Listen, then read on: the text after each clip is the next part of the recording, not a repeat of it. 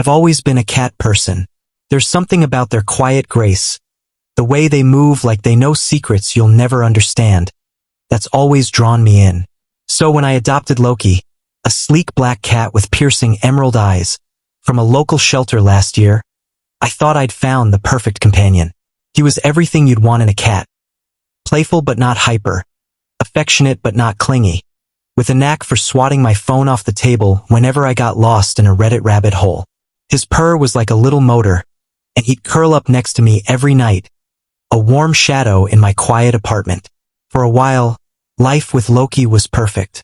But over the past 2 months, things have changed. I don't know if it's him, or me, or something else entirely, but I'm starting to think Loki isn't just a cat.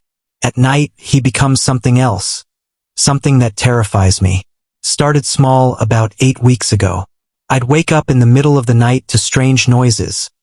Low, guttural growls that didn't sound like any animal I'd ever heard. At first, I figured Loki was just chasing a bug or having a weird cat dream. I'd fumble for the bedside lamp, and there he'd be, sitting at the foot of my bed, staring at me. His eyes, usually a vibrant green, seemed to catch the light in a way that made them glow an unnatural red, like embers in a fire. It was unsettling, but I'd laugh it off, call him my little gremlin, and try to go back to sleep. But the growls kept happening night after night, and they started to feel deliberate, like they were meant for me to hear. Then the whispering started. It was about a month ago, maybe 3 a.m., when I jolted awake to a sound I couldn't place. It was soft, like a breeze carrying voices from far away, but it was in my room. Hiss-like murmurs, too low to make out words, but rhythmic, almost like a chant. I live alone in a small apartment. No roommates, no neighbors close enough to hear through the walls.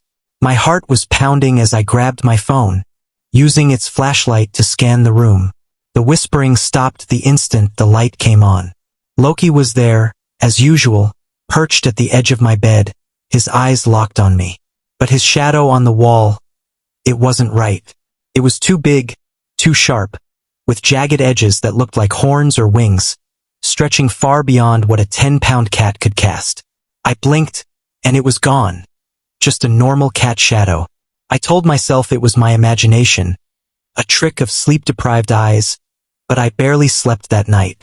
Things escalated from there. A week later, I started finding scratches.